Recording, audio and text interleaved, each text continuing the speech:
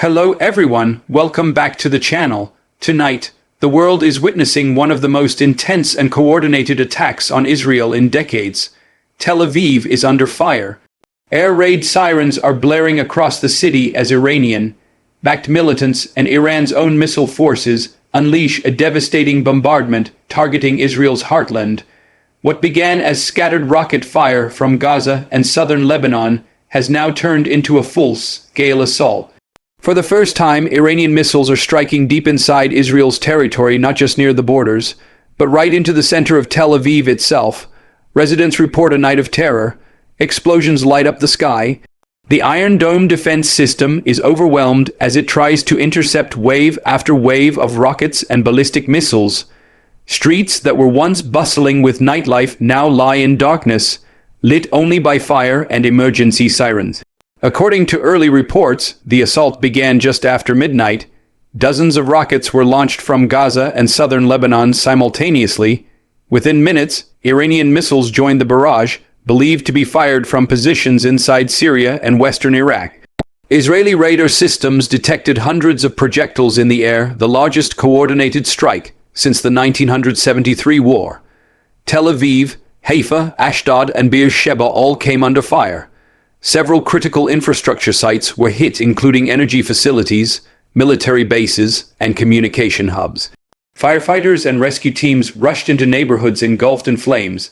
In one dramatic moment, a missile struck near Tel Aviv's central district, just blocks away from the Defense Ministry headquarters. Footage shows chaos in the streets as civilians fled for cover, many praying that the next explosion wouldn't be their last. Iranian state media declared this assault as Operation Dawn of Resistance. Officials in Tehran claimed the attack was in response to what they called Israeli crimes in Gaza and regional aggression. The Revolutionary Guard issued a statement saying, "The era of impunity is over. The resistance axis stands united." Iran's allies across the region quickly echoed the message. Hezbollah launched dozens of rockets from southern Lebanon, while militias in Iraq and Yemen fired drones toward Israeli targets. For the first time, the coordination between these groups appears seamless, a network of militant factions striking together, guided by Iranian strategy. Analysts say this could mark the beginning of a new phase in Middle East warfare, one where Israel faces simultaneous threats from multiple fronts. Israel wasted no time retaliating. Within an hour of the assault, Israeli fighter jets took off toward Gaza, Lebanon, and Syria. Explosions were reported in Damascus, where Israeli strikes targeted Iranian weapons depots and command centers. Prime Minister Benjamin Netanyahu, who declared a national emergency, calling the attacks an act of war against the state of Israel. He vowed that the country would respond with full force. The Israel Defense Forces confirmed that air defense systems intercepted a large portion of the incoming rockets, but admitted that several missiles penetrated their defenses, causing damage and casualties.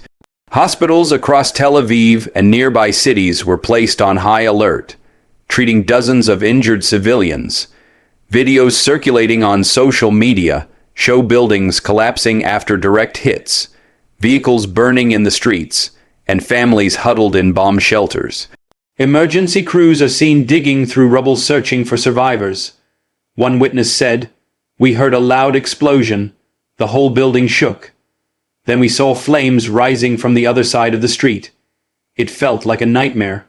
In some areas, power outages have left entire neighborhoods without electricity. The Israeli Home Front Command has urged citizens to stay indoors, stock up on supplies, and avoid travel. The international community is reacting with alarm.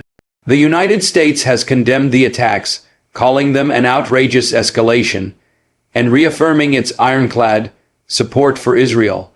American naval forces in the eastern Mediterranean have reportedly moved closer to the coast, prepared to respond if the conflict spreads. Russia and China, meanwhile, have urged restraint, calling for both sides to de-escalate.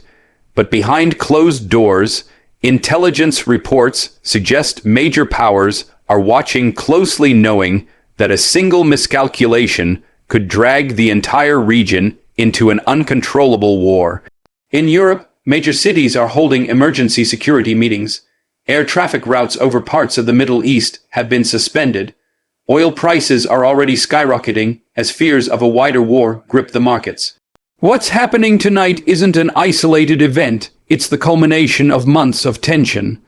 After Israel's ground operations in Gaza and airstrikes in Syria, Iran and its allies have been warning of retaliation.